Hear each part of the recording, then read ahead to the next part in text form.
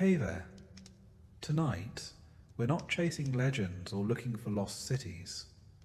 We're going back to something quieter, something harder. We're going back to early America, not the one in textbooks or paintings, but the one with splinters in its hands and dirt under its fingernails. This is the version built by people who didn't leave behind memoirs or marble statues. Just worn-out tools, unmarked graves, and a legacy of survival carved into frost-bitten mornings and back-breaking work.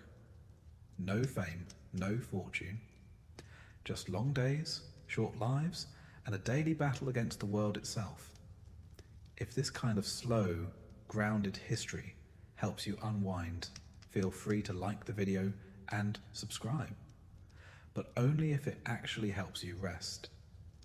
And in the comments, let me know where you're listening from and what time it is. I love seeing who else is drifting off to the past at the same quiet hour. So, dim the lights. Maybe turn on a fan for that soft background hum. Wrap up in something warm. And let's begin with the kind of life you didn't read about in school. You were told it would be hard, yes, but hard in the way a long hike is hard. A little discomfort, some bad food, a few cold nights. What no one told you was that it would break you, slowly, thoroughly, and with the dull persistence of seawater grinding down a stone.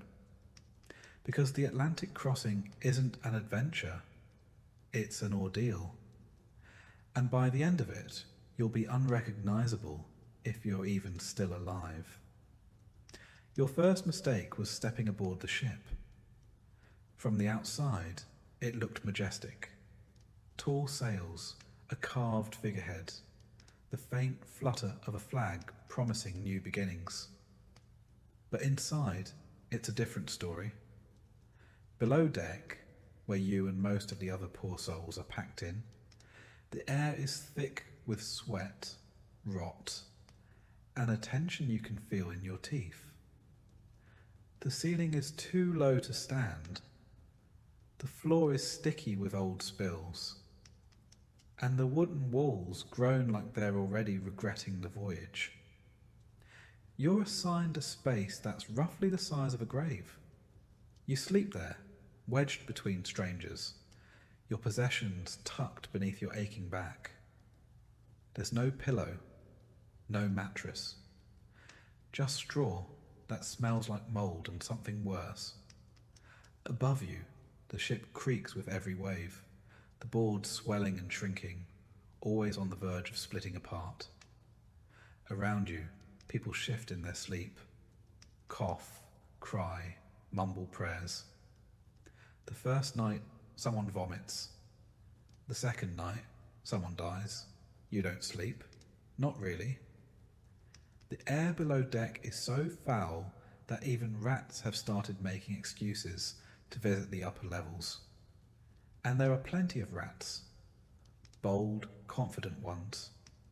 They don't scurry, they stroll. One of them stares at you while you eat your biscuit, a rock-hard slab of flour, salt, and boredom. And you're not sure who's in charge anymore. Every day begins with a shouted command and a few hours of pointless waiting. You climb to the deck when permitted, blinking against the light like a mole dragged out of its burrow. The sun is blinding, the wind is sharp, but at least it smells less like feet. You breathe deep, trying to remember what fresh air feels like. Then someone sneezes in your direction, and the moment is over. Meals are not meals. They are events of survival. Salted pork so tough it could be used as ship armor. Dried peas that roll off your spoon like they're trying to escape. Ship's biscuit that might crack your tooth before it cracks in your mouth. If you're lucky, You can dunk it in water or beer to soften it. If you're unlucky, there's a bug in the beer. You drink it anyway. Everyone does. Drinking water is another insult. Stored in wooden barrels, it quickly becomes greenish and sour. Some try to flavour it with vinegar or citrus if they brought any. Most didn't. A few brave souls drink from rainwater caught in buckets, praying that it's cleaner than what's in the cask. Spoiler, it's not. And then the storms come. The ship tosses like a toy, pitching and rolling so violently that your stomach decides it's safer to evacuate. You cling to ropes, to walls, to people, anything that isn't moving too much. You vomit. So does everyone else. The deck is a slick of rain, bile, and panic. Below, the sick groan and the healthy wish they were sick enough to lie down. A barrel breaks loose and smashes someone's leg. There's no doctor. There's only a man with a saw and a bottle of rum. Some get better. Some get worse. Fever spreads like gossip. One by one, people develop rashes, chills, coughing fits that never end. The surgeon, really just the cook with fewer fingers, recommends bleeding, mustard plasters, or thinking positive. He pulls teeth with pliers, lances abscesses with knives, and occasionally performs a prayer while doing it. Whether the prayer is for healing or forgiveness is unclear. The dead are buried at sea, wrapped in cloth, tied to a stone, slid over the edge. There's a ceremony, but it's short, always short. No one wants to linger on death when they're still bargaining with life. You watch as a friend you barely knew disappears into the water with a soft splash, and the next morning someone else takes their spot. The straw doesn't even have time to forget. Days blend, the sea is endless, a constant expanse of grey-blue nothingness that shifts only slightly from morning to night. You lose count, you lose interest. Conversations grow shorter. Humour dies. Your skin turns pale, then burns. Your lips crack. Your joints ache. You've developed a limp. You're not sure how or when. It's just there now. Part of the new you. At night, the dreams are worse than the days. You dream of falling, of drowning, of arriving only to be turned back. You dream of food, but it's always just out of reach. You dream of your family, but they're strangers now. Your own reflection startles you.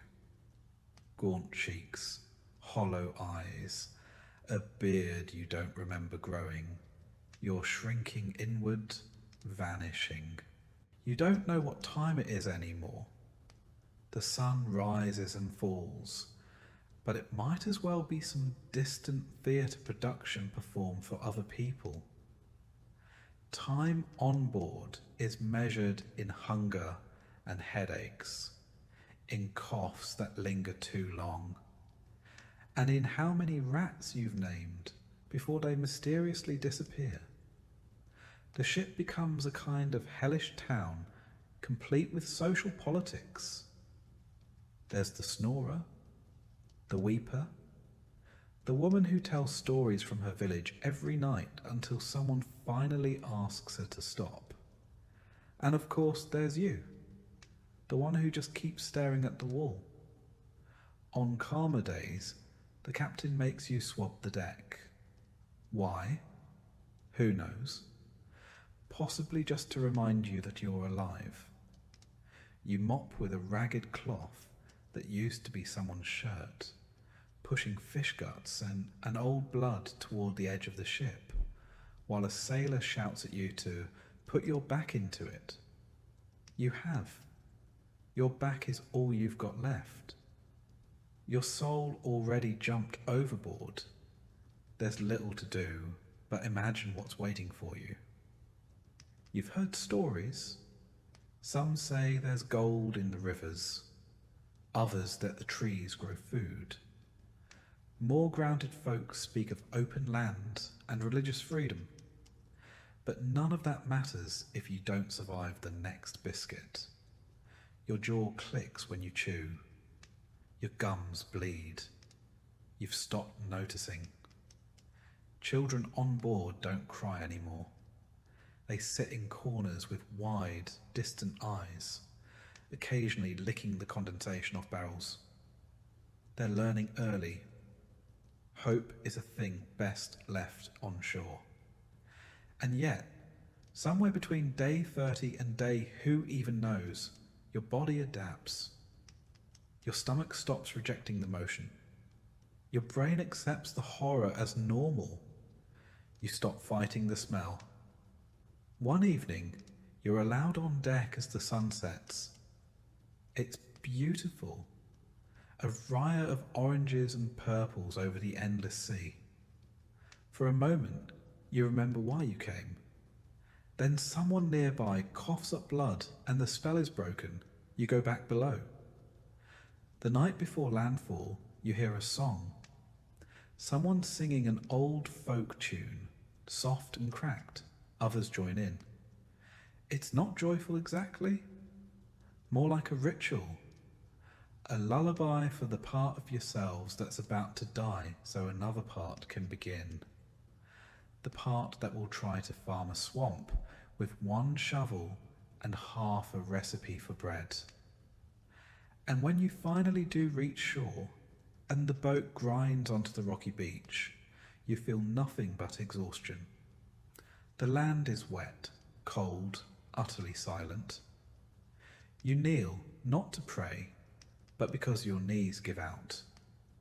You're not the hero of this story. You're just the survivor of the prologue.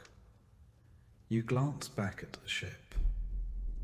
It's already turning, already leaving. No rescue. No returns. You're here now. And you wouldn't last a day. You've arrived. You're standing on the edge of the new world, boots squelching in unfamiliar mud, wind gnawing at your cheeks, and a quiet, creeping dread settling into your chest. It should feel like a triumph. Instead, it feels like a mistake that hasn't fully introduced itself yet. You've survived the voyage. Congratulations. Now the land gets its turn. Let's get one thing clear. Early America is not waiting for you with open arms. It's not offering a feast, a warm bed, or a sign that says, "Glad you made it." It's cold, damp, and strangely silent. There are trees everywhere, tall, dark, and close together, as if conspiring. You try to smile, to convince yourself this is the beginning of something noble. But the wind steals that smile before it forms. Welcome to a continent that neither asked for you nor particularly cares you exist. There's no settlement, not really.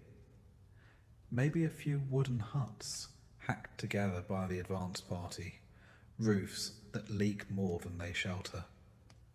The ground is uneven and covered in brush. Everything smells of wet leaves, smoke, and something faintly rotten.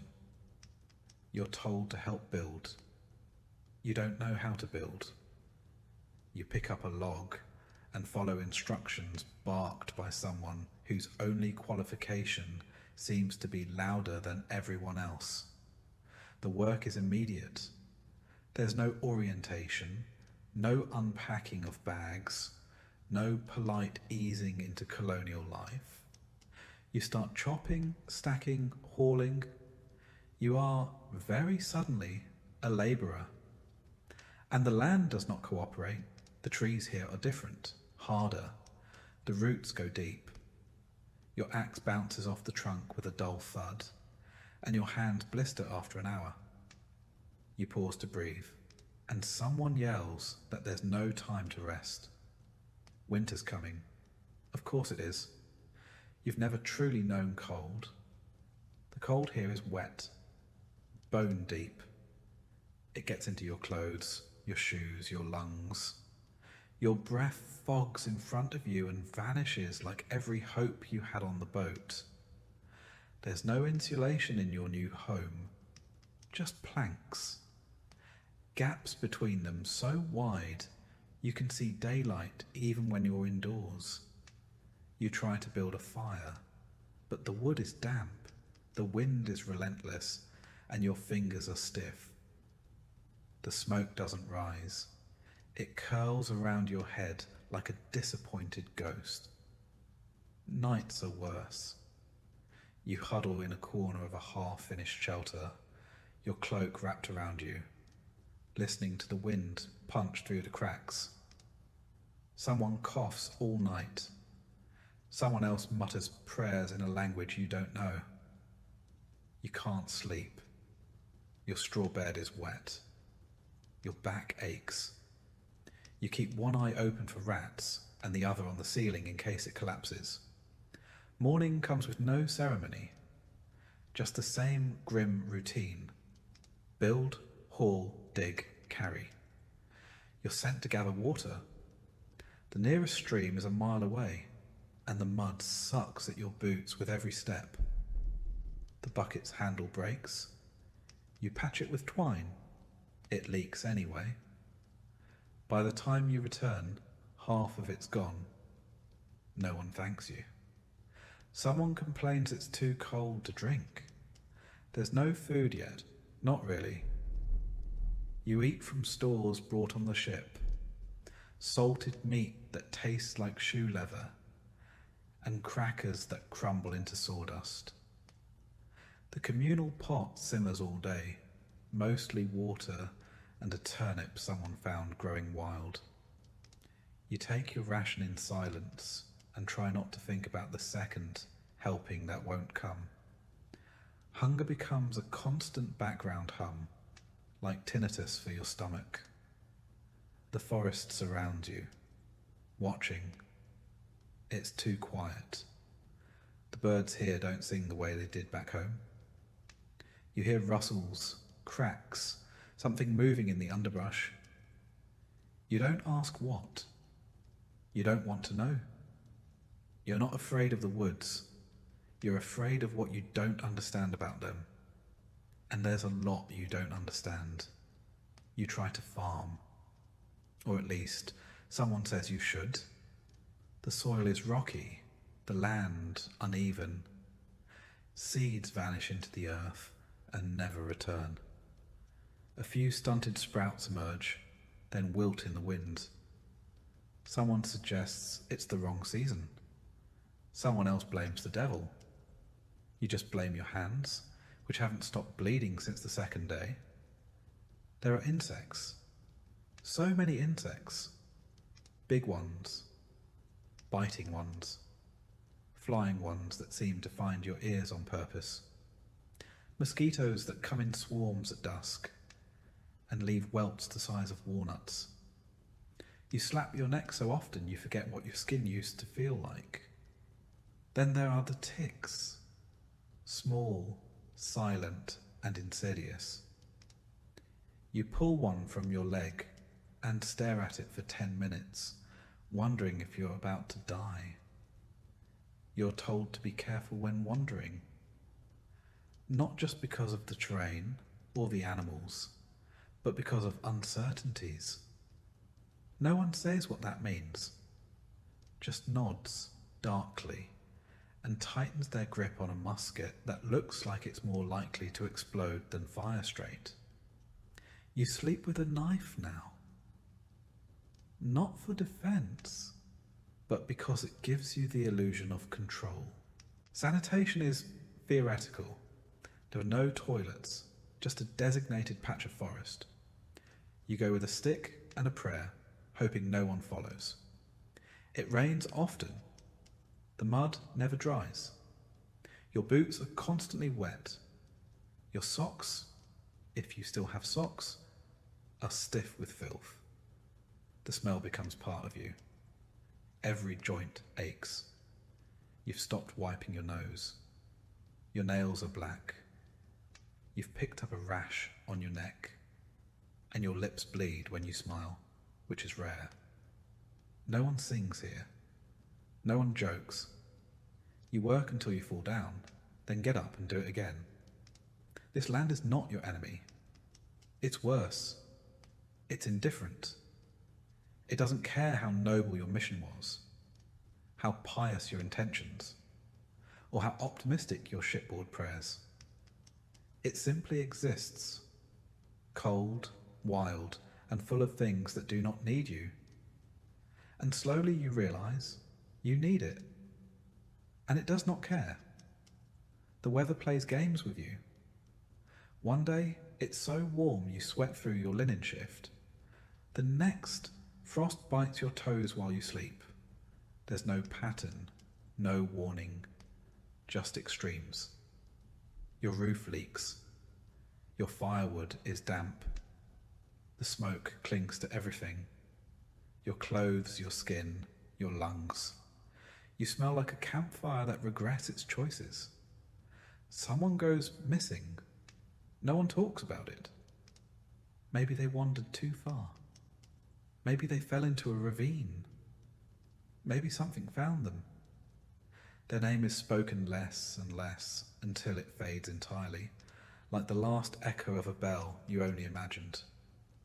Another person gives up, stops eating, sits by the stream and stares. They're still breathing, but you know they're gone. You're supposed to build a community, a colony, but everyone is too tired. You sleep in shifts. You eat in silence. The preacher offers a sermon and no one listens. You're too busy wondering if the flour has bugs in it, and too hungry to care if it does. Someone tries to steal from the storage crate. They're caught. There's no jail, so they're tied to a post in the rain. No one intervenes. You start to forget the sound of your own voice. You speak only when spoken to. The days blur together. Wake, work, suffer, sleep, repeat. Your muscles scream, but your mind stays quiet. That's how you survive. You stop thinking. You just do. At night, you dream of home. Not with longing, but confusion. The smells are wrong, the colours too bright, the bed's too soft. You wake up disoriented and angry. You remind yourself this is what you wanted. Freedom, opportunity, land. You got all three. You just weren't told what they cost. The cost is your comfort, your health, your illusions. You came here thinking the land needed taming. But the land doesn't care. The land has been here far longer than you. It watches, it waits, and it weathers you down. Not with sudden violence, but with slow, patient erosion. And this is just the first month. The real test comes with winter. Hunger is not a feeling here. It's a companion. A constant background presence that shadows you from dawn to dusk and sleeps beside you at night. It murmurs during prayer, grumbles through conversation, and screams during silence. In early America, food is not guaranteed. It is fought for, begged for, traded for, or simply imagined. Your first taste of New World cuisine comes with low expectations and an even lower caloric return. Breakfast doesn't exist as a formal concept. There's no morning meal laid out on a table. You eat when there is food, which is not often and not much. A bite of cornmeal mush, a crust of dry bread, maybe some boiled beans. You chew slowly not to savour it, but to fool your body into thinking it's getting more than it is. There is no menu, just whatever's left, whatever survived the journey, or whatever hasn't yet rotted in the storehouse. Spoilage is inevitable. The ship's stores, salted pork, dried peas, flour, have been slowly decaying in the humid New World air. Mice chew through sacks. Weevils swarm. Barrels swell and crack. By the time you reach for something, it's already half gone and half mould. The staple of your diet is cornmeal. Not golden, fluffy cornbread, mind you. A gritty porridge made by boiling coarse ground maize in water, then adding a bit of salt, if there's any left. You eat it hot in the morning and cold in the evening, often with nothing else. It clings to the sides of your bowl like regret and goes down with the consistency of damp sand. You miss bread, real bread, the kind you knew back home. Here, bread is a rare, precious thing. Wheat does not grow easily in this climate. The soil is too rocky, the rainfall too wild, the tools too crude. If you manage to grow wheat, thresh it, grind it, and somehow keep it dry, then you might get to bake bread once. But that requires an oven, and ovens require bricks, and bricks require time, clay, and someone who knows how not to die halfway through construction. Most of what passes for bread is made from rye, barley, or corn, mixed with whatever can stretch the dough. Acorn meal, powdered roots, even sawdust. You knead it with cold hands, bake it in a pan over open flame, and hope it doesn't come out black on the outside and raw in the middle. The crust is tough, the inside is dense, and the flavour lands somewhere between bark and ash. Yet bread, bad as it is a luxury. Some days there's nothing. You dig up turnips the size of your fist. You boil nettles. You chew pine bark. Hunger pushes you toward the edge of reason. You start staring too long at the chickens, even though they're meant for eggs. You wonder what a squirrel might taste like. You hear stories of settlers eating leather when things got bad, shoes boiled into soup. You laugh nervously. Then you start checking your boots, and spoilage is constant. Flour goes mouldy, meat turns green, butter sours into a vinegary sludge. Even salt can fail you, growing damp and clumping into lumps that refuse to dissolve. You scrape the bad bits off. You hold your breath and eat it anyway. Cooking is improvisation. Pots are iron, heavy, and limited. You cook over open flames, dodging smoke and flying embers. There's no timer, no recipe, just instinct and whatever didn't burn yesterday. You stir your stew with the same spoon you carved last week, the one that already has a crack running through the middle. The broth bubbles, steams, smells like nothing. You add herbs, wild onions, maybe a pinch of ash that fell in. You call it seasoning. And yes, there are days when things go well. A deer is caught. A fish is pulled from the stream. Someone stumbles across wild berries. But the deer must be shared, the fish divided, the berries picked before the birds get them. The moment is sweet, short, and gone. The next day, you're back to chewing boiled roots and wondering how many more meals your teeth can survive. Food isn't just scarce, it's dangerous. Undercooked meat brings worms. Spoiled milk brings vomiting. That root you thought was edible? It wasn't.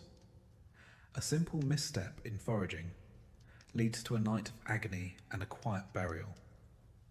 You learn by doing, and often by dying. You ration everything. Every biscuit is counted. Every pinch of salt is a moral decision. You find yourself arguing over who gets the crust, who needs it more, who worked harder that day. You feel ashamed. Then you feel hungry again. Shame doesn't fill your stomach. Bread does. If you're lucky. There are no meals. Only moments where food intersects your path. Lunch doesn't arrive with a bell. It arrives if someone manages to find a squirrel, or digs up a few more turnips, or remembers there's a bit of bacon rind tucked in a cloth at the back of the hut. You eat fast, not because it's good, but because someone might try to take it. You chew with suspicion. Was that grit? Mould? A bug? Doesn't matter. It's food.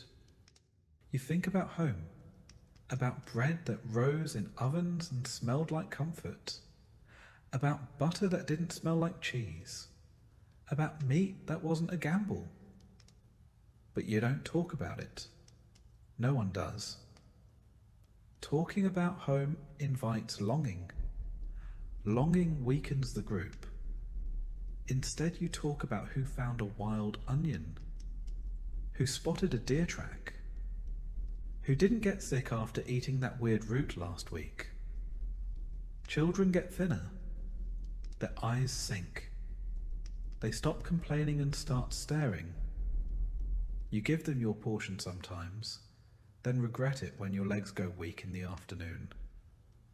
But you'd do it again. Because there's something worse than starving. It's watching someone else do it, slowly. And then comes the barter. Trade becomes currency. You offer buttons, cloth, tools, anything that isn't food, in exchange for a bite of bread. Someone gives up a comb for half a biscuit. Someone else offers their only pair of dry socks for a hunk of dried meat. You'd be surprised what food is worth when it's the only thing standing between you and the grave. Famine doesn't come all at once. It seeps in. A day without meat, then two. Then a week. Then the cornmeal runs low. The communal pot gets thinner. The portions shrink. The conversations stop. Everyone starts chewing slower. You go to bed earlier, not because you're tired, but because unconsciousness is the only escape from hunger that doesn't require payment. And with famine comes fear. People whisper about the last settlement, the one that vanished. No signs of a raid, just gone. Some say they starved. Some say they turned to things unspoken. You don't ask what that means. You don't want the answer. You start to hoard. Just a little. A crust tucked into your shirt. A few beans in a pouch. You tell yourself it's not stealing. It's insurance. You pray no one finds out. Or worse, that everyone already knows and is just pretending not to see. Cooking becomes sacred. The fire is tended like a shrine. The pot is stirred like a ritual. No one speaks while eating. You chew, you swallow, you try to feel full, you fail. But it's the trying that keeps you alive. And then, one evening, something small happens. A handful of wild greens, a rabbit, a slice of real bread, miraculously baked. You share it. It's gone in seconds. But for a moment, the silence is replaced with breathing. Hope doesn't return, but it glances at you from a distance. Later, you learn that some settlements didn't survive not because of disease, but because of miscalculated harvests. They planted the wrong crops, stored food poorly, ate seeds meant for the next season. Mistakes compound. A single bad harvest becomes a slow-motion catastrophe. Hunger breeds desperation. Desperation breaks order.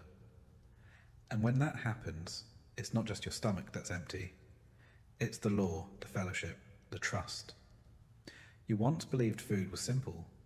Eat when you're hungry. Now, it is everything. It is politics. It is trust. It is survival. You do not live from meal to meal. You live from bite to bite. This is not hardship. It is the new normal. And the worst part is, you get used to it. You thought the voyage was hard. You thought the land was cruel. You thought the hunger gnawed enough. But now comes the truth. All those trials were just the warm-up act. Because winter doesn't care how brave you are. It doesn't care how pious your intentions or how much wood you chopped in October. Winter is not your enemy. It's your judge. And it finds everyone wanting. It doesn't arrive all at once. First come the nights. A little colder, a little longer. You notice your breath when you speak. Your boots crunch in the morning. Frost appears on the rim of your water bucket. Then one morning, you wake and the ground is white, the wind is sharp, and every joint in your body aches before you even move. Winter has arrived, and it does not knock. Your cabin, if you can call it that, is no match. It's a box of planks nailed together in a hurry. There's a roof, more or less. There are walls, kind of. But there's no insulation. No glass windows. No chimney. Just a hearth made from stacked stones and gaps between the boards wide enough for a squirrel to poke its head through and ask how you're coping. The cold creeps in and never leaves. You sit close to the fire, but it only warms one side of you. The other side remains frozen. Your clothes are damp, your socks are stiff, and your blankets, if you're lucky enough to have any, smell like mildew and old smoke. Your fingers go numb when you sleep. Your toes stop hurting altogether. You pretend that's a good sign. It isn't. Wood becomes your obsession. You need it to survive. You burn through your stockpile in weeks, not months. You start rationing. You start stealing. You strip the furniture, the fences, the handles from broken tools. Anything that burns is fair game. You venture into the woods to chop more, but the snow is deep. Your muscles are weak, and every swing of the axe feels like an insult to your spine. There's never enough. The fire dies too quickly. You wake in the night with frost on your blanket and ice in the bucket. The wind whistles through the walls like it's looking for something to punish. You pile more rags on your bed. You sleep in your clothes. Still you shiver. Food spoils slower now. That's the only benefit. The rats stay hidden. The mold recedes. But you still don't have enough. You boil the same bones again and again, hoping flavour will return. You scrape grease from the pan and spread it on bread like it's butter. You suck on twigs, chew bark, and swear you remember the taste of carrots once. People get quiet. The cold silences everything. Laughter disappears. Songs go unsung. The preacher still mutters sermons, but even he wraps himself in 3 cloaks and ends quickly. Conversation becomes practical. More wood.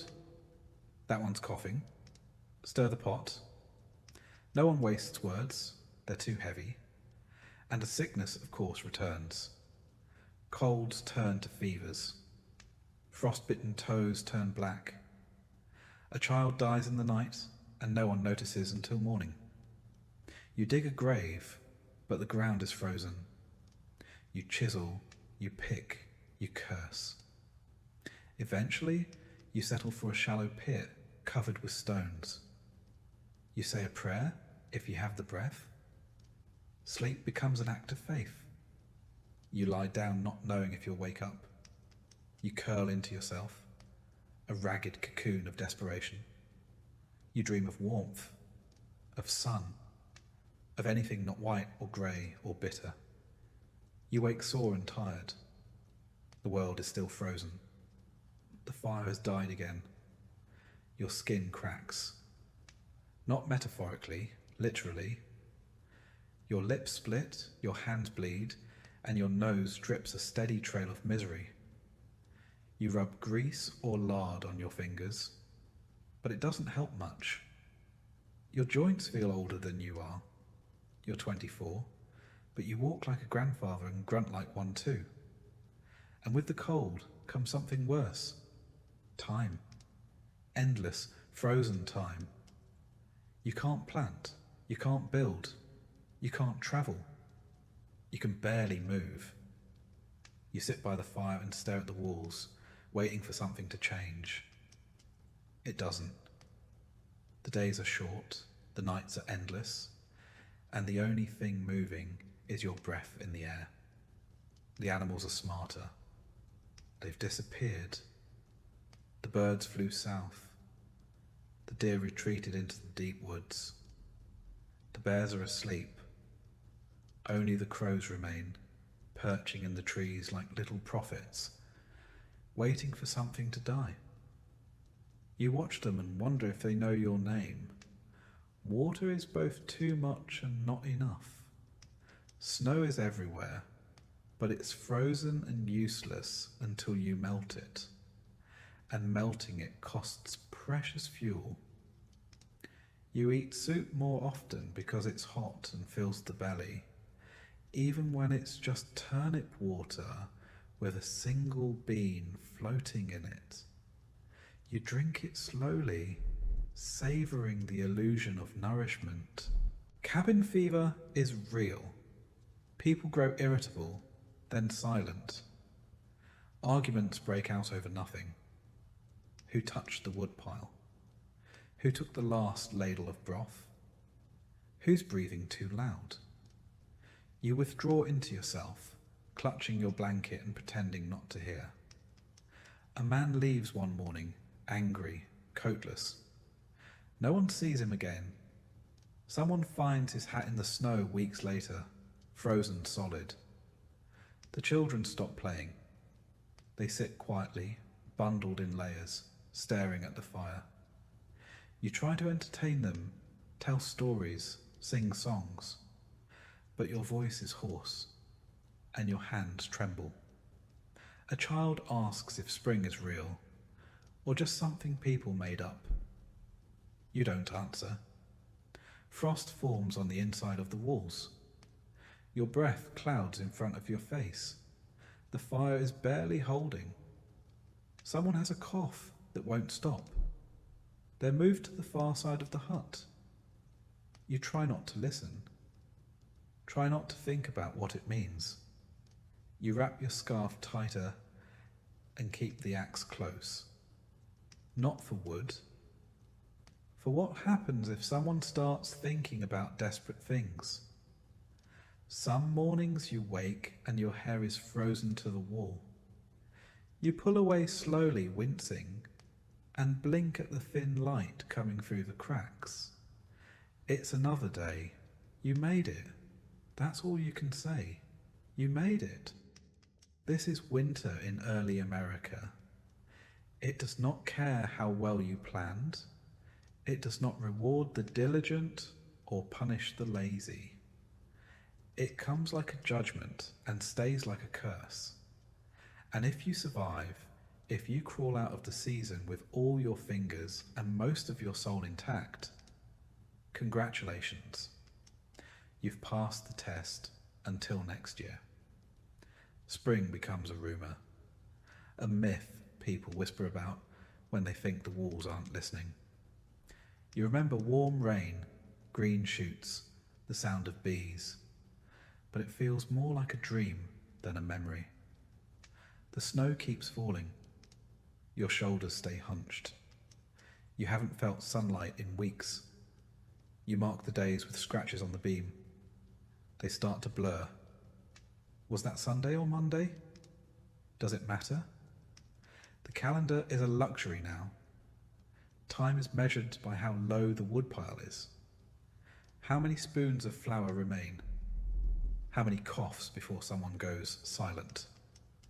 And when the thaw finally comes, slow, wet, miserable, it's not a celebration. The snow melts into mud. The ground gives way beneath your boots. The roof starts leaking again, but the air smells different. There's movement in the trees. You hear birds, you weep, and it surprises you. Spring didn't save you. You saved yourself. Barely. Winter tried to erase you. You clung to the edge of life with frost-bitten fingers and splintered tools and faith that cracked more than once. And now you get to do it all over again. You wonder how the people around you still go on. The woman who lost her child but still stokes the fire. The old man with one eye who hums quietly as he whittles kindling. There's no heroism here, just endurance. A slow, stubborn refusal to die. And in that there is something close to hope. Not bright or loud, but solid. Like the last coal in the hearth, glowing faintly, daring the cold to snuff it out. In early America, work is not something you do. It is something you survive. There are no weekends, no holidays unless they're religious, and still somehow exhausting. No coffee breaks, no casual Friday. There is only one rule: you work or you die. You wake before the sun, because sleeping past dawn is a luxury reserved for the dead. Your hands are already sore from yesterday. Your back aches. Your knees feel like they've been borrowed from a man twice your age and returned broken. You stretch only because staying curled hurts more. Someone nearby is already moving. You hear water sloshing in a bucket. Fire being coaxed from dying embers. A cough that sounds more ominous than it did last week. Breakfast, if it happens at all, is fast and functional. Maybe a chunk of stale bread, a bit of cold porridge, a sip of weak beer, because the water is likely carrying new and exciting diseases. Then it's out the door, into the mud, the cold, or the heat, depending on which seasonal punishment the weather gods have chosen for you. If you're a man, your job is outside.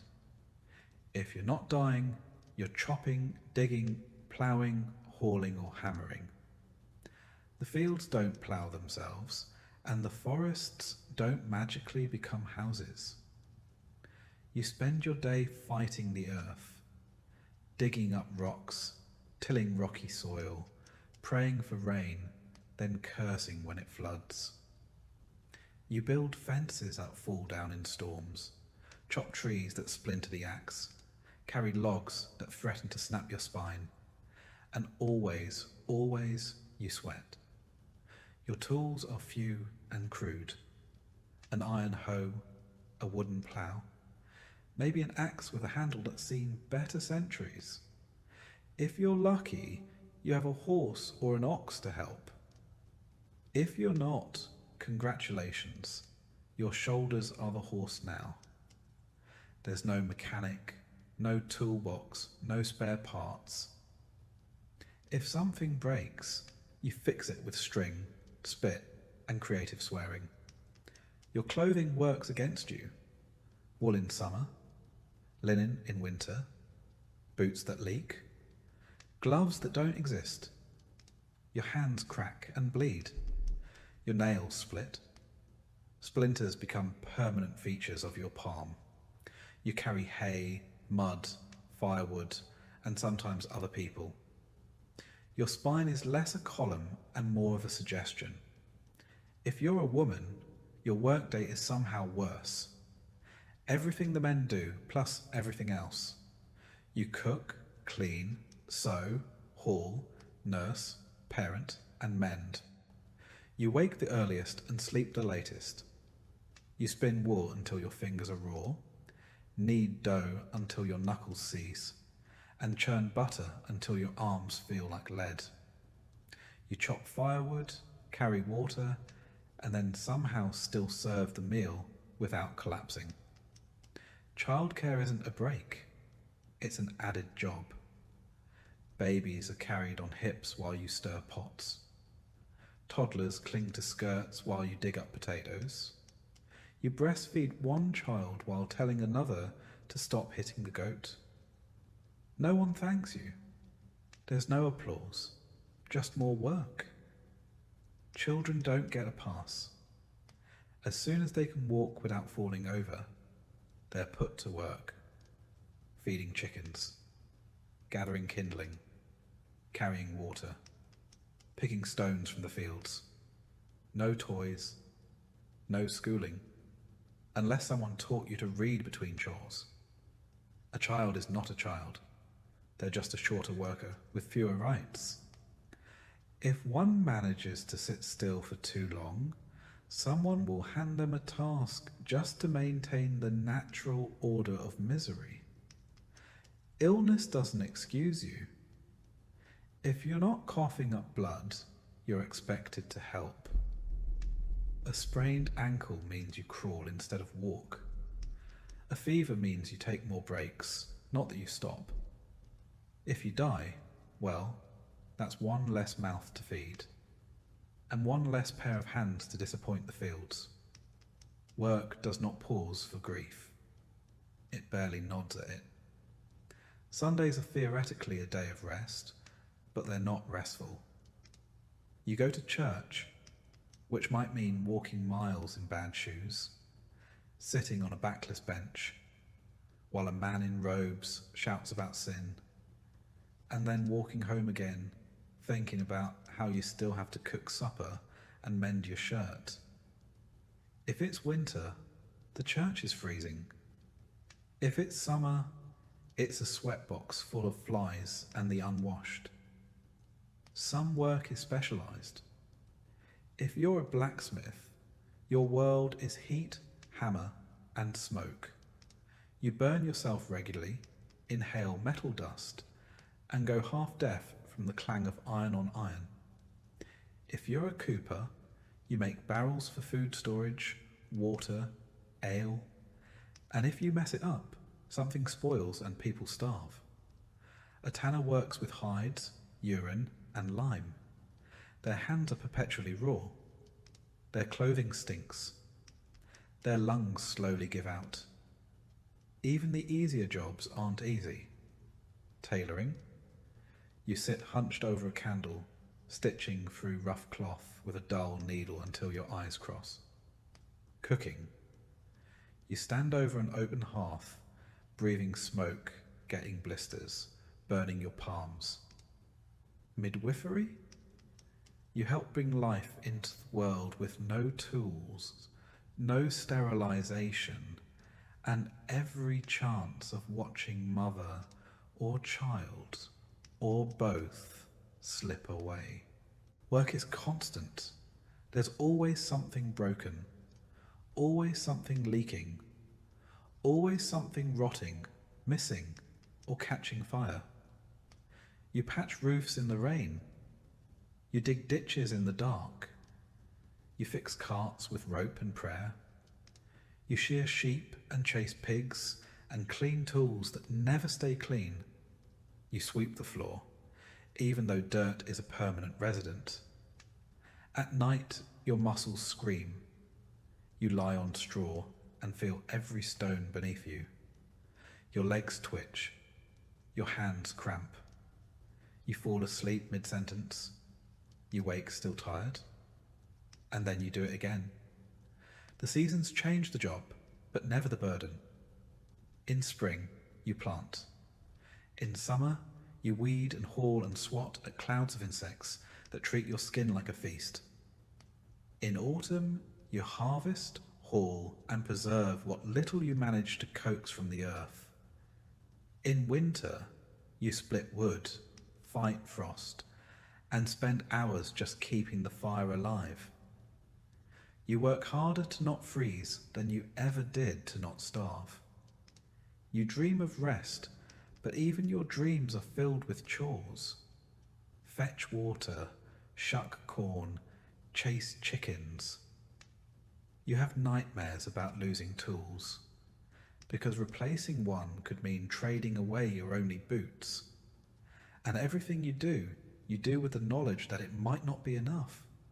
One late frost, one early flood, one outbreak of fever, and your entire season's work turns to ash. You're always one bad week away from ruin. There are no sick days, no second chances, no promotions, just survival, broken fingernails, and the deep, quiet knowledge that no matter how hard you work today, tomorrow won't care. Work doesn't make you stronger. It wears you down. It blunts your mind. It hollows your body. You stop looking people in the eye because you're too tired. You forget how to laugh unless the joke is about finally dying. But still, you get up every day because no one else will do it for you. This is your job in early America. Not a career, not a calling, just the daily act of not giving up. And whether you're ploughing soil, scrubbing floors, nursing children, or gutting fish, you do it until the day your hands finally stop moving. And even then, someone will expect you to be buried quickly so they can get back to work. Sometimes someone breaks. They sit down in the middle of a task and just stop. No crying, no speech, just stillness. Their eyes go glassy, their hands go limp, and after a few minutes, someone else quietly takes over their work. No one talks about it, because everyone knows it could be them next. One bad night, one pulled muscle, one missing meal. That's all it takes. So you work, you endure. Because in early America, your worth is measured by your labor. And when the day comes that you can no longer contribute, when your back gives out or your legs won't carry you, there is no retirement. There is only absence and a new name added to the list of the gone. The sky darkens and the tools are finally laid down, not because the work is finished, but because the light is gone. You trudge home, muscles screaming, knowing tomorrow will be the same. And the cruelest part, some tiny piece of you is grateful. Grateful that there will be a tomorrow. You don't catch sickness in early America. It catches you. Slowly at first, through a cough that won't go away, a cut that refuses to heal, or a strange aching behind the eyes. Then all at once, it has you. And when it does, there's no doctor coming, no clean sheets, no medicine cabinet, only prayer, boiling water, and blind hope. Every breath is a risk. Every drop of water, every scrape of food, every hand you shake. If you're lucky enough to live among people clean enough to shake hands, could be carrying your next great undoing. Germ theory isn't a thing yet. Disease is blamed on bad air, divine punishment. Or perhaps that neighbour you always suspected was a bit too cheerful. The local remedies are a mixed bag. One person recommends garlic, another mustard plasters. Someone else swears by powdered toad. Whatever the cure, it's administered with shaking hands and absolute confidence, which is comforting until you realize no one actually knows what they're doing. You're already starting from behind. Your diet is trash. You're malnourished, underslept, and chronically exhausted. Your immune system is working overtime just to keep your body from eating itself. So when illness comes, and it always comes, it hits like a hammer. Coughs last for weeks. Fevers burn hot and wild. Cuts go septic. Teeth rot and fall out. A splinter in the wrong place can lead to an amputation. You can die from stepping on a nail.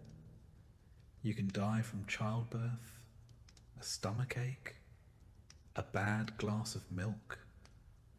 You can die from eating the wrong berry or not eating at all. Life is a parade of minor symptoms with lethal potential. And let's not forget dysentery, nature's way of reminding you who's really in charge. It's not glamorous, it's not dramatic. It's just slow, messy dehydration until your insides give up and everything shuts down. There's no dignity in it, just a bed of straw and someone whispering the Lord's Prayer while trying not to gag. There are no hospitals. The sick are treated in the same room where people eat, sleep, and argue. There's no privacy, no sanitation, and no mercy. You lie in your corner of the hut, sweating, shaking, hallucinating, and hoping you don't disturb the others too much. Because if you do, they might decide to move you outside, and you won't come back in.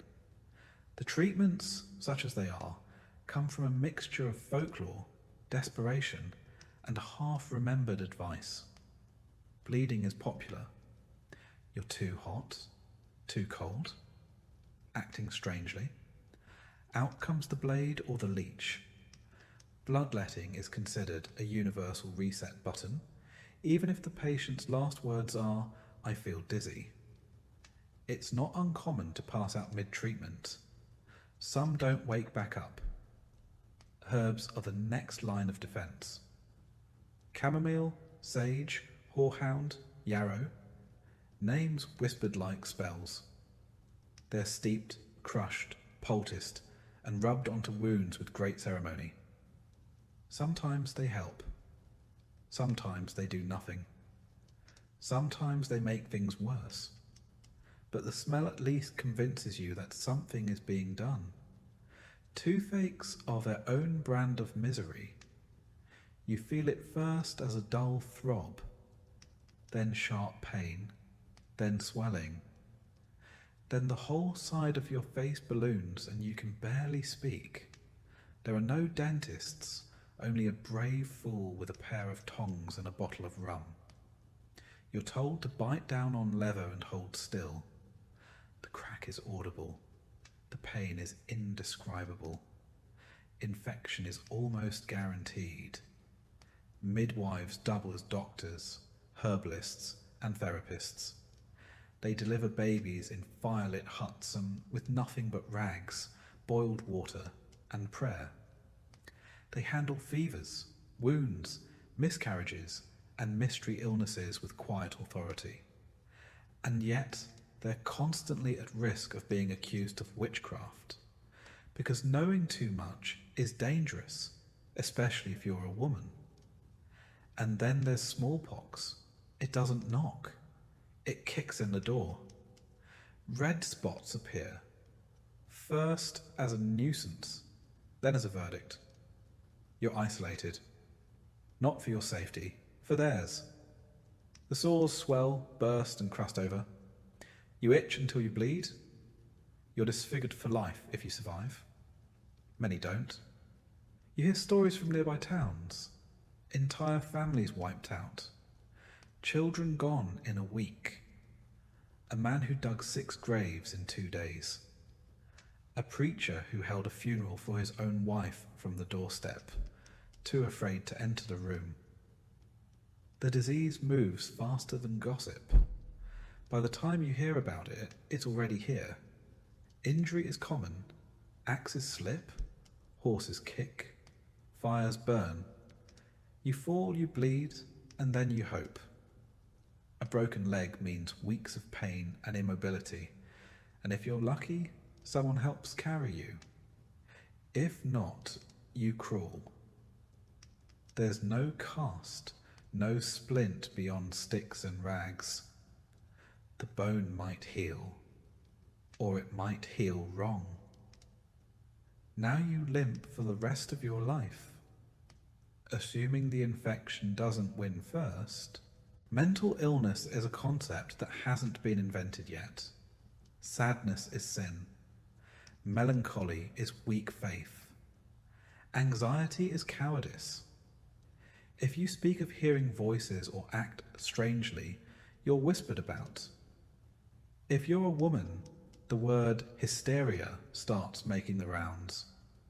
If you're loud about your suffering, you might find yourself locked in a cellar, or worse, blamed for bringing the sickness to begin with.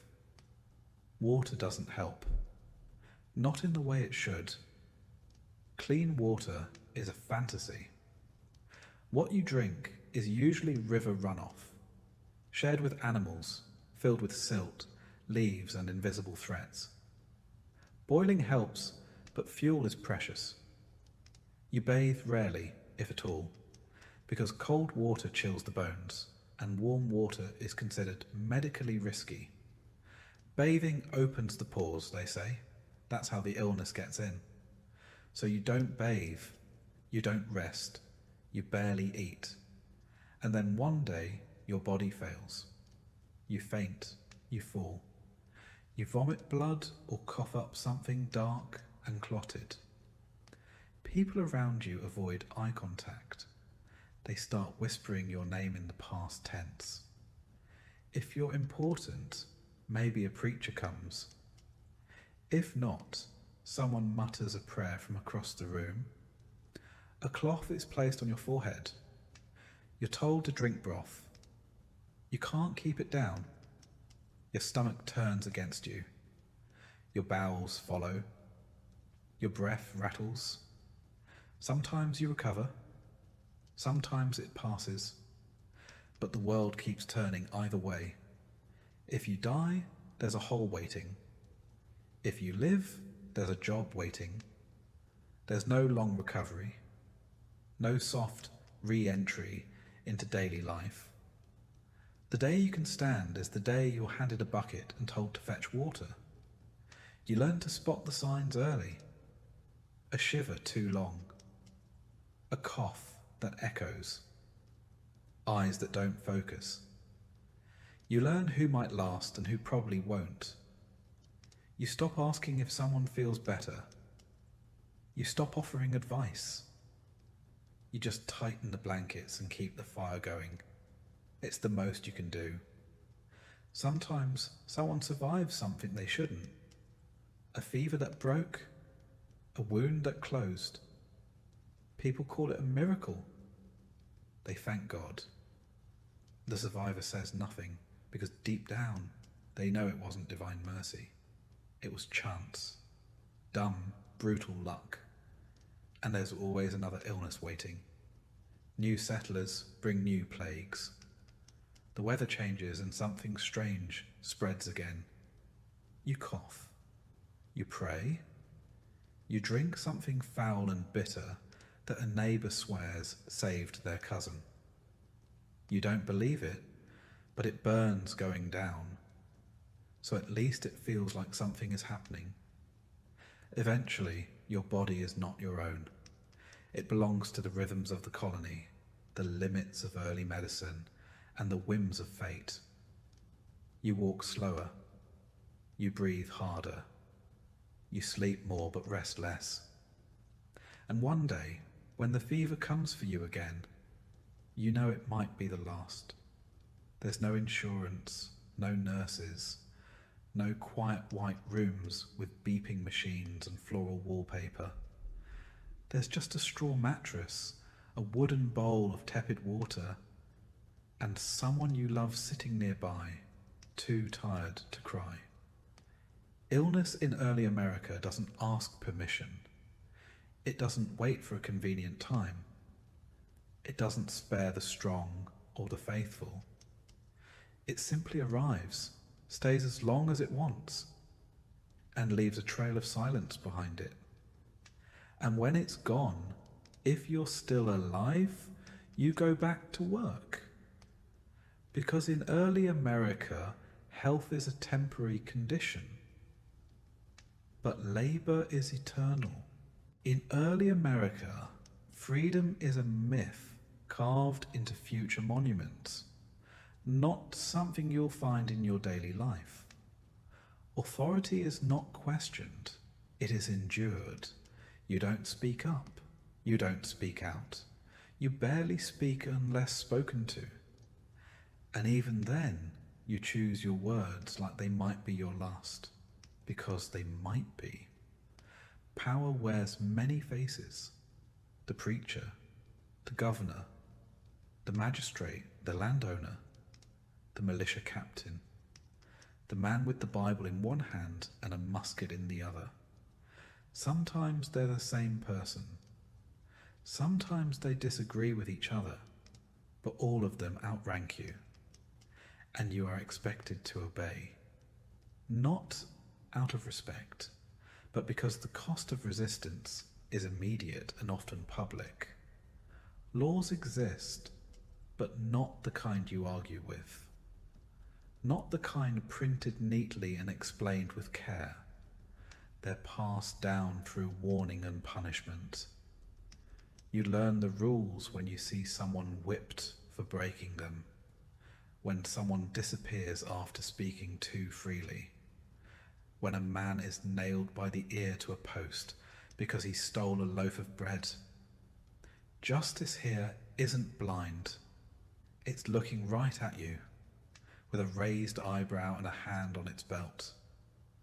Petty crimes are met with brutal solutions. Theft can cost you your fingers. Lying in court might earn you a split tongue or a branding. Speaking ill of a magistrate can have you standing in the stocks for days, covered in spit and whatever else the townsfolk can throw. If you're lucky, your punishment ends with humiliation. If not, it ends with a noose. Executions are not hidden. They are scheduled events, community gatherings where children are advised to watch so they'll learn something. A gallows is as common as a water well. A hanging draws a crowd. A burning draws a bigger one. And all of this, all the lashes and gags and pillories, are considered necessary. Good, even. They keep order. They teach discipline. They make examples. You're not asked to understand. You're asked to comply. Religion is law's older brother. Older, stricter, and far more imaginative when it comes to punishments. The preacher watches you closely. He listens for blasphemy in your tone, insubordination in your silence. Church attendance is not optional.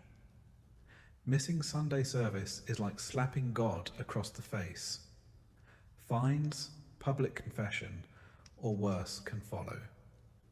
You stand in the church, shoulder to shoulder with others who smell like smoke and fear. You nod when expected. You repeat what's told to you. You don't dare look bored. The sermons are long, thunderous warnings of fire and damnation. Hell is vivid, detailed, a place more real than your own bedroom, if you had one. And you can be punished for what you think, not just what you do. If you say the wrong thing about Scripture, about God, about the preacher himself, you risk the label of heretic. Or worse, witch. Either label can end with you floating face down in the river. Women and outsiders are especially vulnerable. If you're a woman who speaks too boldly, you're hysterical. If you heal with herbs, you're suspicious. If you have knowledge, you're dangerous.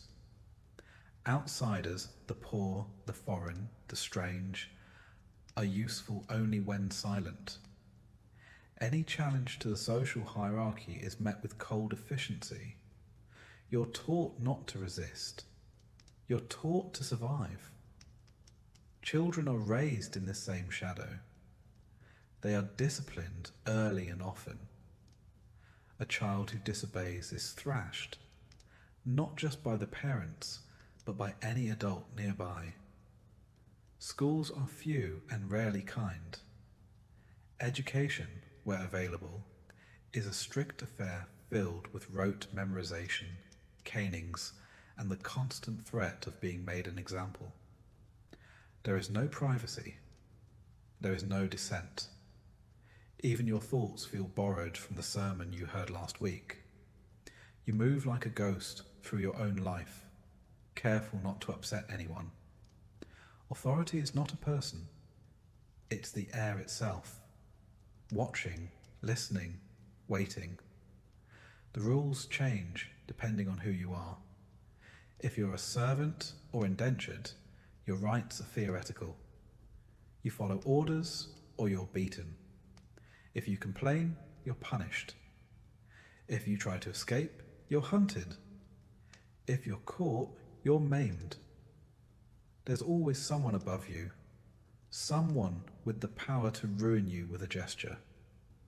Even freemen must tread carefully.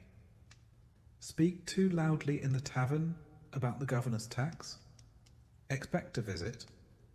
Argue with your landlord? You might find your goods accidentally confiscated during a search. There's no due process. There's barely process.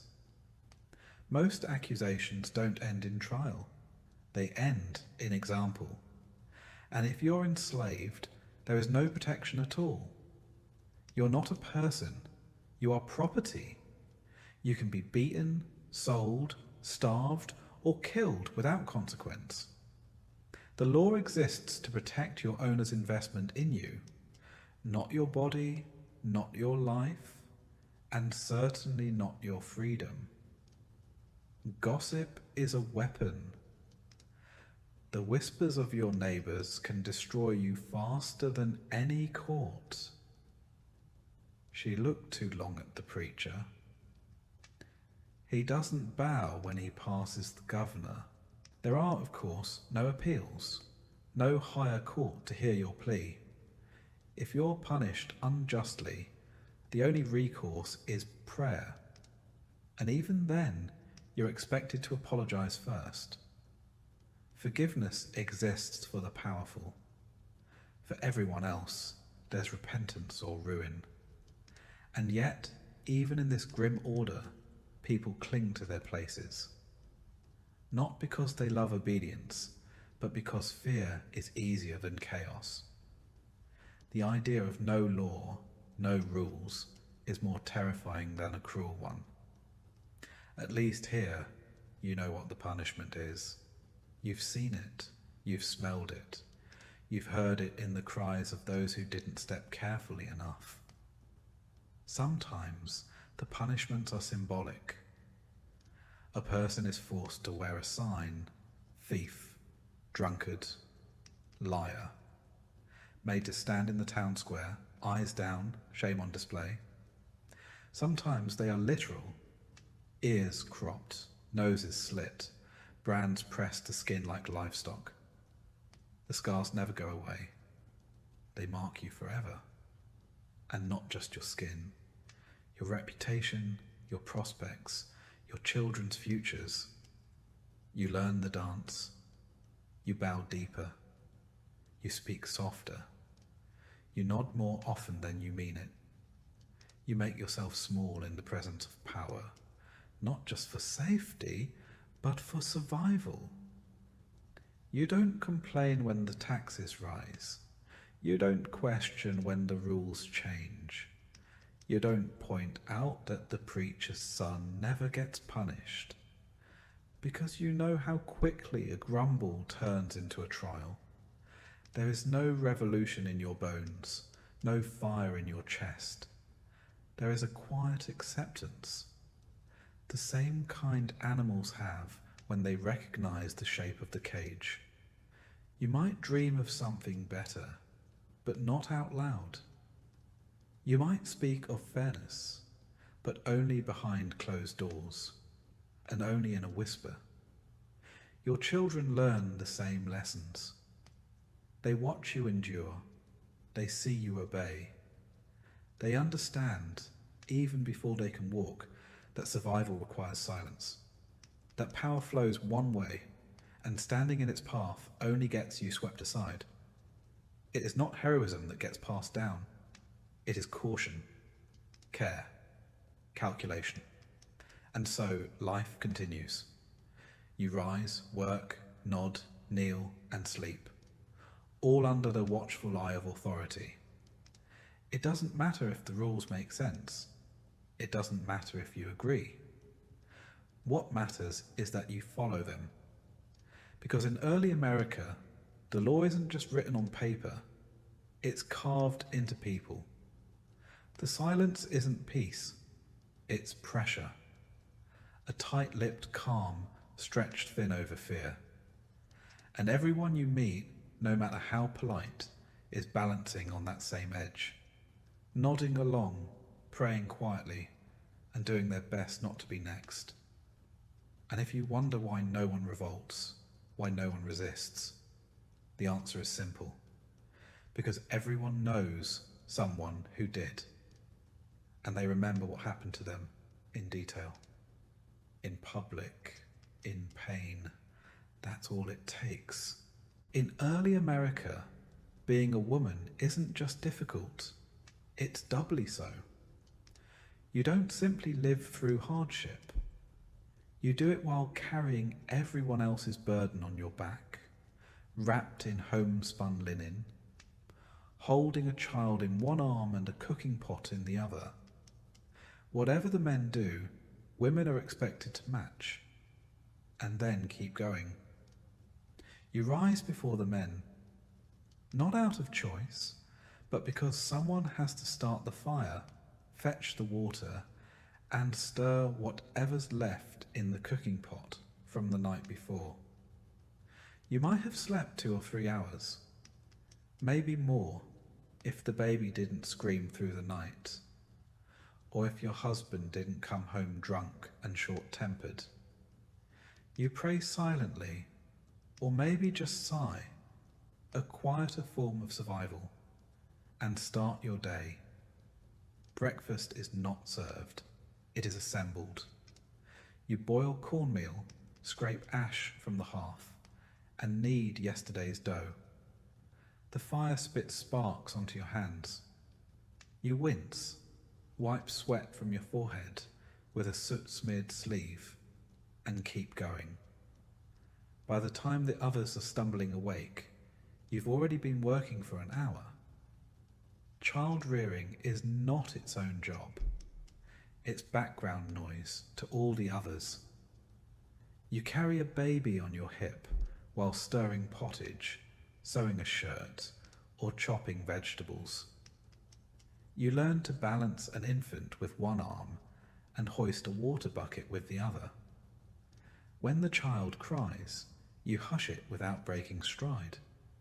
There's no nursery, no playpen, no time-out corner, only the edge of a dirt floor where you lay the child and pray it doesn't roll into the fire. Cleaning is constant and futile. There is no soap. Water must be hauled in buckets. The floor is made of packed earth that turns to mud when wet, dust when dry, and filth in between. You sweep it daily with a bundle of straw tied to a stick, knowing full well it will never be clean. Not really, not for long.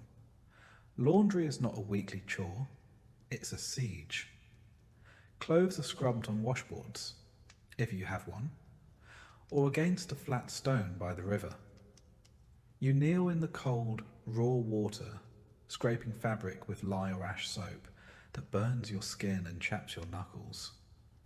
Then you wring it dry with hands already swollen and hang it in the wind, praying the rain doesn't return. There are no dryers. If it rains again, you start over. Sewing and mending are endless. Your family owns maybe 1 or 2 sets of clothes each. You patch holes with scrap, re-stitch every seam until the fabric looks more thread than cloth. You save buttons like gold, straighten old needles over fire, and squint by candlelight after everyone else is asleep. If someone tears their only shirt, it becomes your emergency. Then comes cooking. Forget recipe books. There's no oven, no timer, no measurements. You cook with instinct and heat and guesswork. A pot over the hearth, bubbling with a mix of root vegetables and regrets. You taste with your fingers. Add salt when it's available. Stir constantly, because if it burns, no one eats. If someone gets sick, you're blamed. If someone complains, you take it quietly, because silence is expected. Gratitude is not. You also tend the garden, assuming you're lucky enough to have one. You weed it, water it, protect it from insects, birds and hungry neighbours. It's your insurance policy. If it fails, your family starves. If it succeeds, the men praise God and you go back to weeding. On top of all this, you're expected to manage the emotional temperature of the home. If your husband is cruel, you endure it. If he's sad, you console him. If your children misbehave, it's your fault. If anything breaks, a dish, a chair, your spirit, you clean it up and carry on. Marriage is not an escape. It is a transaction. You are a dowry, a womb, a worker. Love, if it happens, is a fortunate accident. Your wedding may be small and quiet, with no ring and no gown, just a handshake and a prayer and a new life of labour under a different roof. Pregnancy is not a sacred glow. It's a gamble. Each time your belly swells, you wonder if you'll live through it. There are no doctors, no prenatal vitamins, no clean sheets, just a midwife, if you're lucky, and a set of hands you pray are steady. Labour can last hours, days. You scream into cloth, claw at the floor, bleed into straw. If the child lives, you thank God. If you live, you call it mercy. If neither happens, the others clean up quietly and move on. And when the child is born, the work doubles. Diapers don't exist. You tear rags and wash them over and over. You nurse constantly. You rock the baby while kneading bread, while boiling herbs and while scraping soot from the hearth. And if the baby dies from fever, from hunger, from cold, you are expected to mourn silently and keep working.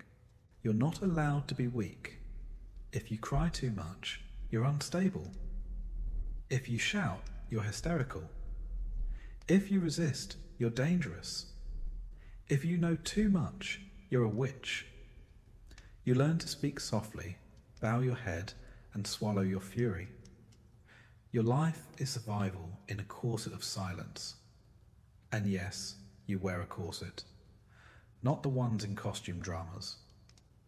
Yours is a stiff, scratchy thing, meant to straighten your back and suppress your body. You lace it up while nursing a toddler. You work in it. You sleep in it. You learn to move with it until the discomfort becomes part of your posture. There are no mirrors. Your reflection is in a bucket of water if it's still enough. You forget your face. You forget your shape. You forget how to describe yourself beyond what you do. Wife, mother, servant, midwife, no adjectives, only titles. Courtship is brief. Flirting is a risk. If you smile too much, you're asking for attention. If you refuse a man's interest, you're rude. If something happens to you, something unspeakable, you are blamed for it. Your virtue is everyone's concern until it's gone. Then it's your problem alone. Even in church, your place is at the edge. You sit behind the men. You speak only to sing, and even then, not too loudly. You memorize scripture, but aren't asked what it means. The preacher talks about obedience, and everyone knows he's talking to you. Some women break the mold. Healers, spinsters, widows with sharp tongues. But most don't last long. Suspicion clings to them. If a child falls ill, it was the midwife's fault. If crops fail, it's the widow's stare. If a cow stops giving milk, someone remembers the herbalist said something odd last Tuesday. That's how it starts. Then come the whispers. Then comes the trial. Sometimes they drown you. Sometimes they burn you.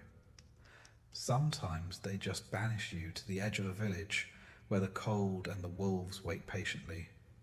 You age fast. The sun creases your skin before you're 30. Your hands are calloused. Your hair greys early. You have stretch marks, scars, burns, missing teeth. All earned, none complained about. You're expected to smile anyway, to laugh softly, to keep the peace, to keep everyone else whole while you quietly fall apart. And even when you've done everything right, stayed silent, worked hard, obeyed, there's no guarantee. Your husband might die. Your children might starve. Your home might burn. And you'll be left alone, a widow in a world that fears independent women more than famine. So you work twice, you suffer twice, and you are remembered, if at all, only by the apron you left behind, still stained, still warm. Because in early America, a woman's work is never done, and neither is her silence. And yet somehow, despite all of it, women endure. They carry generations forward with aching arms and silent strength, weaving resilience into every stitch, every scar, every spoonful of soup. No one thanks them. No one notices. But they keep going. From the moment your boot touches this continent's soil, you carry with you not just disease and iron and scripture, but assumptions, heavy, invisible ones. You assume this place is empty. You assume it's yours. You assume that the people already here will either help you, fear you, or get out of the way. None of those assumptions are correct. The land is not empty. It has paths, stories, names. Older than your family, older than your king, older than the ink on your colonial charter. The people are not few. There are nations here, not scattered tribes. Cultures with governments, customs, languages, boundaries. Some live in longhouses, some in birch bark wigwams, others in lodges, earthworks, plank houses. All of them more adapted to this land than you are. But you don't understand that. You don't even try. Because in your world, maps are drawn with blank spaces, and ownership comes with paper and a wax seal. So when you see people on your land, you see trespassers. When they watch you from the tree line, you feel threatened, not because of what they do, but because you cannot imagine a world in which you are not in charge. The first encounters are often tense, cautious. You trade small things: a knife, a copper kettle, beads. They offer you food, pelts, tobacco. They gesture for peace, sometimes with curiosity, sometimes with resignation. They've seen your kind before. You, however, have never seen anyone like them, and that unnerves you. Their faces are unreadable to you. Their expressions don't match your expectations. Their language is unfamiliar. Their silence feels ominous. Their smiles feel suspicious. You can't read them, so you decide they must be hiding something. You don't know what, but it must be dangerous. You try to communicate, you point. You speak louder, as if volume translates meaning. You mimic. You gesture. Sometimes it works, sometimes it doesn't. Sometimes they understand perfectly and pretend they don't, because they're not sure yet whether you're a threat, a fool, or both. You assume their help is automatic, their land a gift. If they show you how to grow maize or where the fish are, you call it a divine blessing, not survival knowledge painstakingly passed down over centuries. If they teach you something, you write it in your journal as your own discovery. If they warn you not to settle near a certain stream, and you do anyway, you call the resulting flood an act of God. Their customs confuse you. They don't rush meals. They don't shake hands. Their leaders don't dress in lace or carry swords. When they speak, it takes longer, not because they're slow, but because words matter. Silence is part of the language, and when they decide, they do so together, a concept as foreign to you as the plants in their medicine pouches. And still, you label them savages, not because they are, but because they don't mirror you. They don't kneel the same way. They don't pray in Latin. They don't build fences or tally land deeds. So you decide they must be lesser. This comforts you. It gives you permission. You fear what you don't control. So you start to arm yourself more visibly. You build higher walls. You look for excuses. A rumour of a stolen cow becomes a justification for a raid. A glance in the wrong direction is all it takes to escalate a meeting into a conflict. You don't understand their politics, so you assume they have none. You don't recognise their diplomacy, so you call it trickery. They see what's coming. Most of them always did.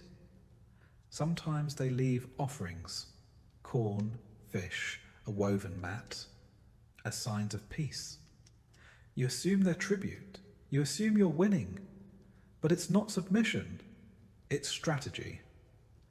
They are trying to avoid war. They know what war with you will mean. They've seen the weapons. They've buried the dead. And yet, not all encounters turn violent. Sometimes alliances form. Temporary, uneasy ones. You need them to survive the winter. They need you to trade for iron tools. You smoke pipes together, share meals, exchange gifts. There is laughter. You begin to feel at ease, and that's when you make the mistake. You assume friendship is ownership, that their tolerance is consent, that a patch of shared hunting ground is now your field. You build fences, you dig wells, you claim, you plant your flag, and when they resist, when they ask questions, when they draw lines, when they remind you of the agreements, you feel betrayed. You call them hostile, unreasonable, ungrateful. You forget that you were the guest. And so the pattern begins. You call for backup. More settlers arrive. More land is cleared. The forest shrinks. The rivers grow cloudy. The animals flee. The balance breaks. They warn you again. They hold councils. They send runners with messages, painted sticks, bundles of arrows left at your doorstep. Each a language you refuse to learn. Each a signal you ignore. And then, one morning, it happens. A skirmish. A death. Maybe accidental, maybe not. Someone's hut burns. Someone's brother is found dead near a stream. And now it's war. You don't know the terrain. They do.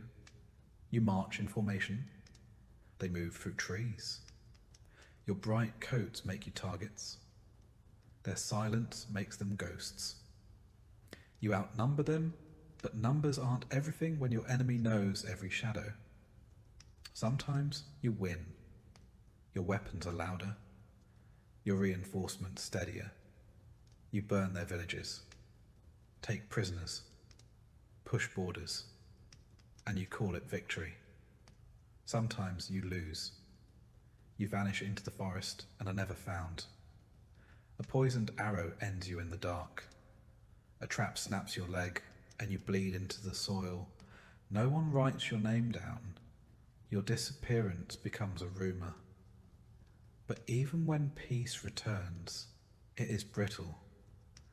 A temporary pause between misunderstandings. You call it a treaty. They call it a warning. You sign your name and they sign with symbols, not because they cannot write, but because their meaning is not your language. You walk away satisfied. They walk away wary. Years pass. More ships arrive. More fences are built. Forest paths become roads. Wigwams give way to taverns, and still they adapt. They survive.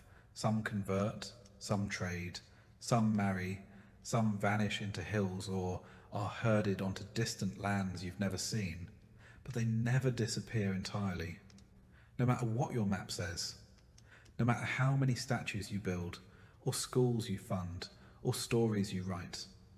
And you, the settler, the guest, the stranger, live on the land now, but not alone. Every step you take is on memory. Every harvest, every brick, every town square is layered over lives you never understood. Because in early America, the greatest mistake wasn't violence, it was arrogance. You assumed they were simple. You assumed they were gone. You were wrong. And still today, in quiet clearings and beside old rivers, the echoes remain. Not in your language, not in your monuments, but in the shape of the land, the forgotten trails, the herbs that grow where old hands once planted them. You don't see it, you don't ask, but it's there, waiting, watching, remembering. You recall one night, cold, silent and fogged in moonlight, when a figure stepped from the trees. Not armed, not angry, just watching. You froze, hand on your musket. They said nothing, just looked. You tried to speak, but no words came. And then they were gone. The next morning your traps were sprung but empty. Your firewood was gone, and someone had left a woven token, a small deer made of grass, beside your door. You burned it without thinking, but you never slept soundly again, because deep down you knew. They had given you a message, and you had missed it. Because in early America, the most dangerous thing you could bring to a meeting was not a musket, but ignorance. Later, when you tell the story, you'll edit out the silence, the confusion, the fear you felt when you realized they understood you better than you understood them. You'll call it a misunderstanding, a necessary war. But somewhere in the back of your mind, the forest never stops watching. You wake up tired again. There is no such thing as a full night's sleep in early America. The straw pokes through your blanket. The baby cried half the night. The wind found a new gap in the wallboards and needled your spine like a curse. When you finally stir, your legs feel twice their weight. Your back has stiffened like rawhide. You sit up slowly and remember, you're only 30, and yet you feel 80. This is the end of your day, though the sun's just rising. Because here, a long life is short, and the days drag like broken oxen through mud. Time doesn't slip by, it claws at you. One sunrise at a time, it erodes you down to nothing. You start with the fire, always the fire. You rake the coals, blow softly, feed it kindling and scraps. If the fire has died entirely, you trudge to a neighbour's hearth, hat in hand, hoping for an ember. Without it, there's no breakfast, no heat, no comfort, just cold, stiff hands and teeth that ache in your skull. You eat if there's food. More cornmeal, maybe a piece of dried apple, if it wasn't nibbled by mice. You chew slowly, not for pleasure, but because chewing any faster risks cracking a tooth. Your gums bleed anyway. You swallow pain with every bite. Then it's time to work, again, still, forever. Chores don't wait, they breed in the night. The woodpile is shrinking. The animals need tending. The roof leaks again. Someone has the fever. Someone else is limping. Someone else simply didn't wake up this morning. You mark their absence and move on. Because in early America, grief is a luxury you don't always have time to feel. Death is not rare, it's routine. A neighbour dies and you nod. A child dies and you sigh. A spouse dies and you keep the stew warm. Mourning must be scheduled between chores. No time to weep if there's laundry. No time to sit if the cow's gone missing. You bury them quickly. Dig a shallow grave, if the ground isn't frozen. Say a short prayer. Cover them with dirt and move the rocks back into place. Sometimes there's a wooden marker. Sometimes not. The worms don't care either way. The earth takes everything. It always has. You do not expect to grow old, and the children you raise, if they live, will remember you as the parent who squinted into the sun and never smiled. You have no teeth for smiling, no breath for song. What little energy you have is spent keeping the walls up and the water from flooding the floor. If you're lucky, you don't die in winter. If you're unlucky, you die in winter, and no one can bury you until the ground thaws. Your body is stored in a shed, wrapped in cloth, visited by mice. When spring comes, someone will dig the hole and drop you in. Marriage brings no guarantee of longevity. A man might be killed in a logging accident. A woman might bleed out after childbirth. A child might waste away from a cough. Death doesn't discriminate. It doesn't announce itself. It arrives mid-meal, mid-sentence, mid-prayer. And when it does, you keep going. You don't have a choice. Because every day in early America is a rehearsal for the end. There are no doctors, not really, just neighbours with opinions. A fever is met with whiskey and prayer. A broken limb gets splintered with whatever's nearby. You might try herbal remedies, ground roots, poultices, teas that taste like compost. Sometimes they help, Sometimes they don't.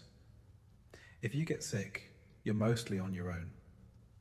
People keep their distance, not out of cruelty but survival. One cough can clear a room. One fever can take down a household. You stay in bed, sweating, praying, watching the ceiling blur and warp with each hallucination. If you recover, you call it a miracle. If not, you don't get to call it anything. And yet, the days stretch on. Long, relentless. The sun arcs slowly overhead, marking the hours not with clocks, but with fatigue. You haul water, chop wood, scrub walls, mend tools, tend animals, weed gardens. If you stop, you fall behind. If you fall behind, you fail. And if you fail, you die. Or someone else does. There's no vacation, no retirement. You work until you break. And then you keep working, just slower. Your joints ache, your hands curl into claws. Your eyesight fades. Your skin thickens like old leather. You become a figure at the edge of the room, useful until you're not. In your spare time, you prepare for more work. You soak beans, patch roofs, stitch clothes, teach the youngest how to hold a shovel, how to sweep ash, how to carry water without spilling. There's no childhood here, just an apprenticeship to struggle. Sundays offer a kind of rest. If you count sitting stiffly on a wooden bench for 3 hours while a preacher tells you that everything hard about your life is your fault, that you were born sinful, that pain is holy, that suffering is good for the soul. You nod along because disagreeing is dangerous. Even joy is measured carefully. A wedding feast, if you can afford one. A song sung softly after supper. A baby's first steps, quickly followed by the realization that now they can wander into danger. You don't celebrate long. The world doesn't allow it. You measure time by seasons, by births, by burials. A good year is one where no one starves and only a few get sick. You mark the months not with calendars, but with tasks. Planting, harvesting, mending, surviving. Evenings come slowly. You sit by the fire, bones creaking, watching the shadows shift across the walls. There's no electricity, no distraction, just the weight of the day and the sound of your own breathing. Maybe a creak from the rafters, maybe a cough from someone in the dark. You try not to wonder if that cough means anything. At night, the wind presses against the house like a test. You feel it in the gaps. The cold sneaks in, wraps around your legs. You pull your blanket tighter. You think about the day, about tomorrow, about how many tomorrows you might have left. And even in sleep, you're not free. You dream of fire, of flooding, of wolves, of losing everything, of starting over. You wake with your jaw clenched, your fists balled, your chest tight. You rise again, stumble, begin. Because this is what life is here. Not glory, not adventure, but attrition. A slow wearing down of flesh, spirit, and bone. Every day is borrowed, every meal is earned, every mistake is punished. The land does not love you. The sky does not notice you. Time only moves forward, and it leaves nothing behind. So you keep going. Until one day, you don't. And when that day comes, someone else will wake up tired. Someone else will feed the fire. Someone else will dig a hole. And the world will keep spinning. Quietly. Indifferently. Because in early America, a short life is not a tragedy. It's the default setting. And if you live long enough to be called old, it's not a badge of honor. It's a curiosity. People nod at you like you've cheated something, but you haven't. You've just endured, outlasted others, buried more than your share. You don't tell stories. You don't give speeches. You keep to yourself. Watch the children work and wait for the day when your name is spoken past tense. Because here, in the raw teeth of the world, life is a candle burned at both ends, blown out by weather or luck, or a splinter that festered too long. There is no eulogy, no plaque, just silence, and then someone else picking up your tools. So next time you think about history, about how you might have fared, remember this: you wouldn't have lasted a day, but someone like you did, and that's why you're here. Because in early America, survival wasn't heroic. It was just what people did until they couldn't. And even then the chores still needed doing.